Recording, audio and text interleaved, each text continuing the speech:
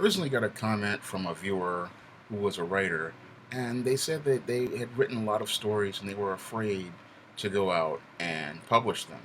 And all I have to say to them is go out and go for it, because if you had enough passion to believe in what you wrote, then continue to persevere and share that writing with the world. Because if you believe in this story, if you believe in it with all your heart, then you want to share it with other people. Now, I had those same reservations way back around 97, 1998, when I finished my first novel, The Changing Soul, back then. And then, I felt the book wasn't good enough.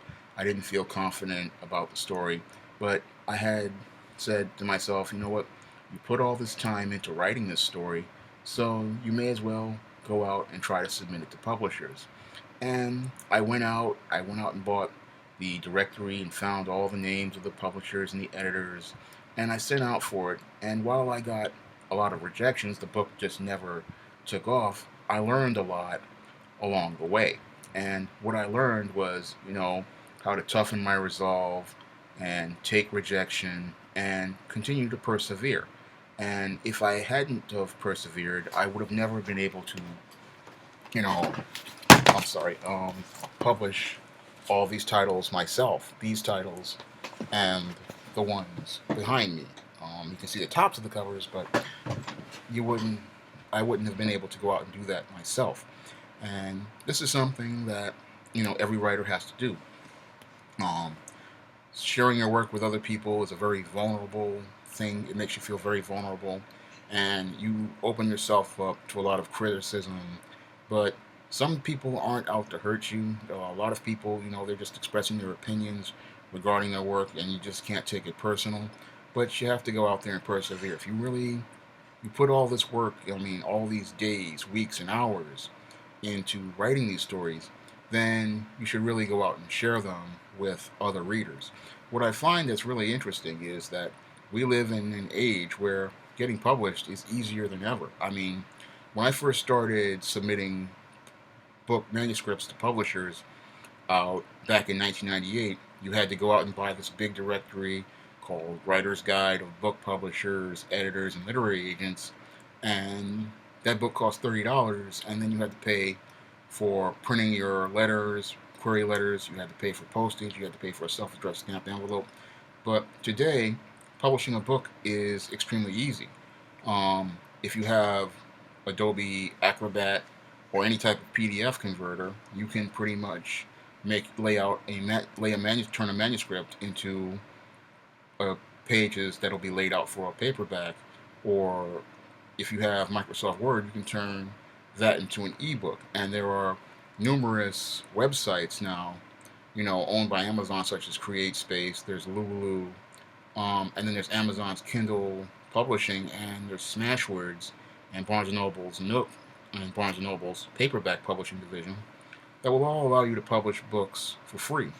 And all you have to do is just upload your files, and you'll have a published book up there ready to go and ready to sell and ready to share with readers. I mean, all the tools are out there for you to go and publish your book. It's not like it was 25 years ago, or 17, 18 years ago, where you had to go through this long process and you had to wait for other people's opinions regarding your work. If you believe in your writing, you can go out and publish a great book. And I started out, I was very passionate, and I said to myself, I really believe in these stories. I really want to share them with readers, and that was one of the reasons why I took 200 of my last $600 back in 2002 and published this book, ISIS, way back then, because I really believed in the story. I was really passionate about it. I thought it was one of my best works at the time, and I went out and I just said, I love this book, I believe in it, and I believe readers will enjoy it. And over the last decade, readers have continued to buy this book in paperback and in ebook format, and they like it so much that some, went on to buy the other books in the ISIS series I just produced.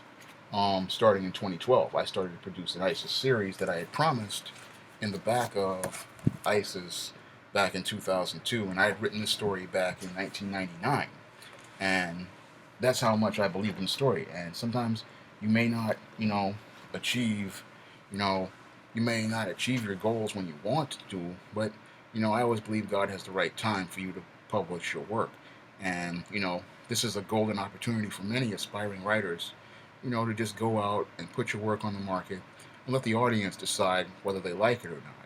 And I urge every writer out there today to just go for it and to just, you know, publish it if they believe in it. Because I really believe in every story that I write. And I wouldn't take the time, to sit down and really write a story unless I truly believed in it. Now, I've had my, periods of doubt regarding certain stories. And like, The Fate is Here. This was a story that I really believed in, struggled with when I was writing it because I wanted to make sure that all the details were accurate.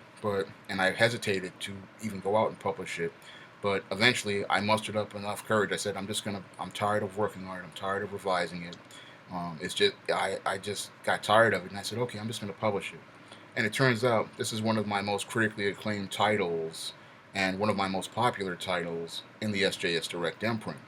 And I thought it wasn't good enough when I published it, but it turns out readers really enjoy it. And you have to really, you know, sometimes you really have to. What I find is really just let a book go. Once you publish it, you let it go. And the whole thing is the best thing about publishing is you can let a book go, and then you can go out and pursue another project. And that's what I find myself doing nowadays because I found, back in 97, 98, I kept working on this book, The Changing Soul. I kept working on it, working on it, working on it. And what it was doing was it was impeding my growth as a writer. It prevented me from, developing my skills and my craft because I kept holding on to this story, holding on to it, holding on to it, and trying to revise it, trying to make it perfect, trying to make it the best. And what I find is that no story is ever going to be absolutely perfect, and that a writer, what he's going to do, what he or she is going to do, is put their message out there, and if the reader gets it, they get it, and if they don't, they don't. And we're just trying to put a message in our stories, and trying to teach you something in between the lines of the words of the story we're telling, and that requires, you know, eventually, you have to let this story go so that you can go on and grow in your craft. And that's something that a lot of writers, when you first starting out, a lot of people, these characters become like your friends, they become like your babies, and you have to, eventually let it go to the audience so that you can continue to grow and move forward in your craft. Because as long as you hold on to the longer you hold on to a story, the harder it keeps you from. The longer you hold on to the story, the harder it is for you to continue moving forward. And as a writer, you want to continue moving forward in your craft. And what I find is after you finish a work, it's best to just let that story go and then go start doing another one. And publishing really helps because once that story is published, it's finished, it's done. There's a period at the end of the story, and then you go start work on another story. And some people are going to like stories, others are not going to like stories, but that's their opinion. It has nothing to do, regarding the quality of the work. If you believe in your story, if you believe in the quality of your work, and you believe you'll put the best story forward, then that's all you can do. And that's about, and writing these stories, basically you're doing them for yourself. You're not doing them to appease and please an audience. I don't write stories to appease and please people. I don't publish to appease and please people. I publish because I have a mission that I am trying to push, which is creating those positive stories about the African American experience, and diversifying the African American book market by publishing in genres like screenwriting and African American fantasy, and touching on subjects that other writers won't write, or publishers won't publish, like Spinsterella here, a story which features a goth character. They don't really usually publish. African American authors don't really write these type of stories, and they don't usually publish these type of stories. Or The Fate is Here, where I'm writing about the African American sorority. They don't really usually publish those type of stories. Or, the ISIS series, where I usually publish, a fantasy story featuring an African American character.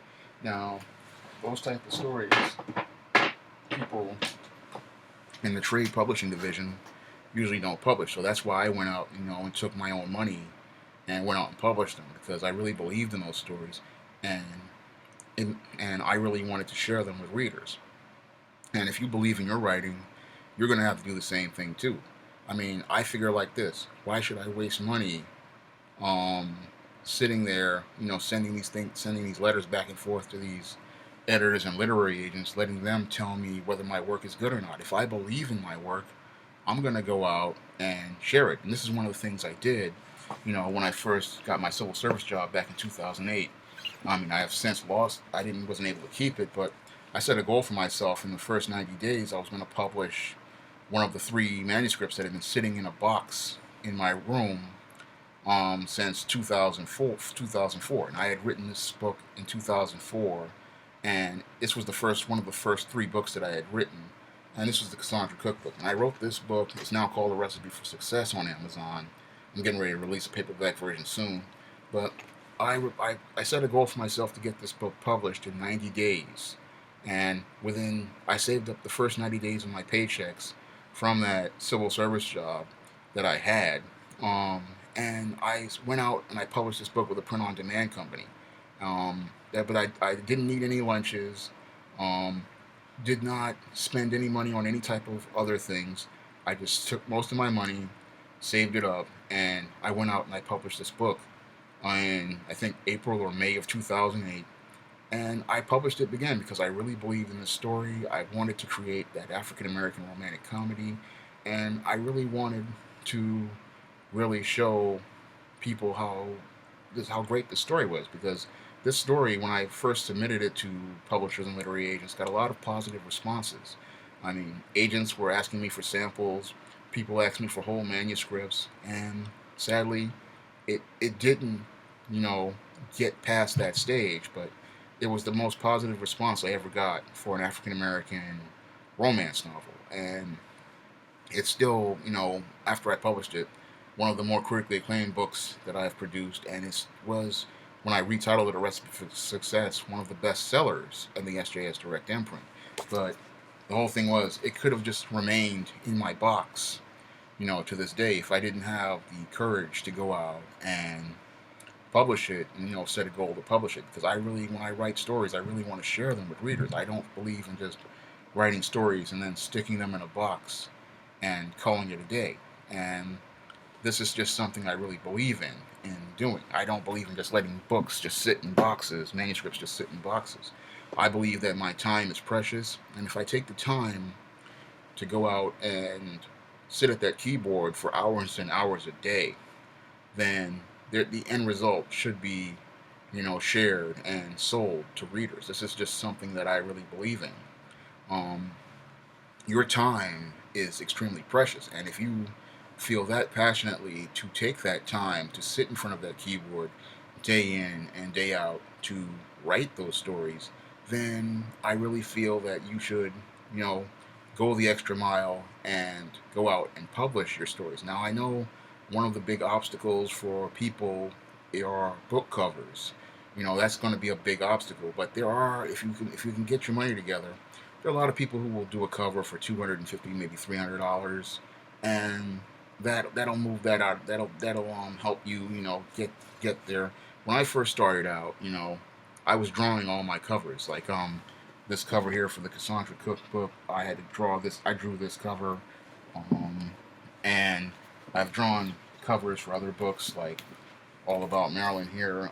This was my first book under the SJS Direct imprint. I drew this cover, and I drew this cover for All About Nikki, also, and I also drew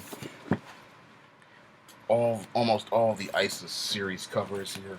All these I had to draw, but I had to draw them because I had financial issues, and I figure like this: everybody's got to start out somewhere, and when you're starting out, nothing is going to be perfect, and even though it's not perfect, it's about getting stuff going, getting stuff moving, and that's what I felt like I had to do. I felt I have the resources now.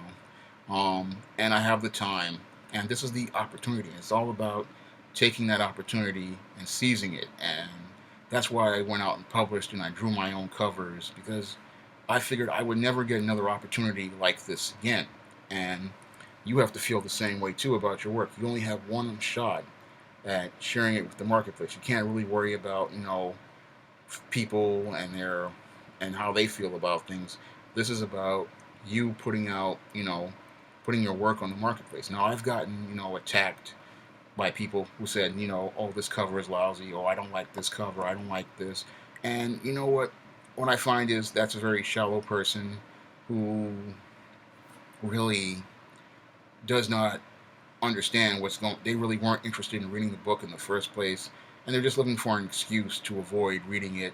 And what I look at it as that, you know, I'm just trying to get these books on the marketplace. I'm trying to share them with readers, and that's very important to me. I mean, I may not have. I've been out of work maybe about 7 years now, and I figure like this: if I don't, set these goals and meet these goals, I'm never going to get another opportunity to do it again.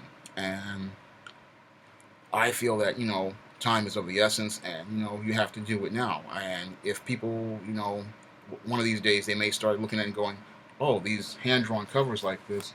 Oh, these are rare editions or something like that, or this is something special because that was when the guy was starting. That's when Shawn James was starting out. But now he's doing other things, and right now I'm trying to do, you know, things like I did a Kickstarter this summer to pay for an artist to do two covers for me for you know the latest two books in the ISIS Eastern crossover, and I hired professional artist Bill Welko, who does comics for this script called The Hero Business, and he did these two covers for me. So I'm making efforts to try to improve, but again, you have to start somewhere, and this is why I encourage many writers to just go for it because you're gonna have to start somewhere, and what you start with is not what you finish, and its most important thing is finishing. And that's one of the things I learned way back when I first wrote my first novel, The Changing Soul, was it's about finishing what you start. Uh, a lot of writers I know are out there, they'll start a novel or they'll start a story and they'll never finish. But for me, finishing is the most important thing because finishing shows that you can commit to a project and stay with it to the end, and see that story through from beginning to middle to end. And once you do that, the first time, the second time it becomes easier, the third time it becomes easier, and I'm at the point where I'm nearly getting close. I think I've gone past my 50th book or so, and finishing is something that that's old hat to me, but it's the feeling afterward, after you finish, that's the most important thing. And when you finish publishing a book, you know that's like the ultimate period. It allows you to go on, move on, and tackle other projects. Or if you feel that's the only book you have in you, then you can just go on with your life. I mean, you just feel like this is finished, it's finished. But the whole thing is that when you publish, it allows you, to go on and persevere and go do something else.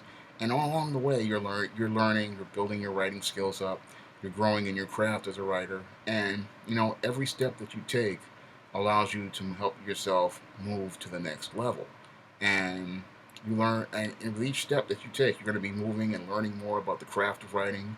You're learning different skills, different techniques. I mean, over the last couple of years, I have learned everything from the novel to screenplay writing, like I did here in All About Maryland. I'm sorry, like I did here, wrote in All About Maryland. This is a screenplay. And television writing, like I did here in All About Nikki, the companion in All About Maryland. And I've also learned, fantasy, like the ISIS and East Team series. And I've also learned, things like publication schedules because now I publish books on a schedule these days. Um, I went from publishing one book a year back in 2009 to a record of 13 books in 2013. And right now, I think that's I published about four or five this year. And it's all a learning process, and nothing is going to start unless you go out and go for it, because all those manuscripts are doing sitting at the bottom of your closet or in a box somewhere, doing is collecting dust. Why not just take them out and go share them with the world? I mean, if you're writing a story, you obviously have a message that you want to share with others. So I urge you to just go out and share it. That's all I have to say for this video. All the books that I featured in this video are available on Amazon.com. All you have to do is click the link in the description box. Many of these books are on Kindle Unlimited, so if you have Amazon Prime, you can go out and borrow them. Or if you want to go out and get the paperback, they're all available in paperback as well. The ebook formats start as low as 99 cents. And there's a lot of great reading there. Again, that's all I have to say for this video. You can comment, rate, and subscribe.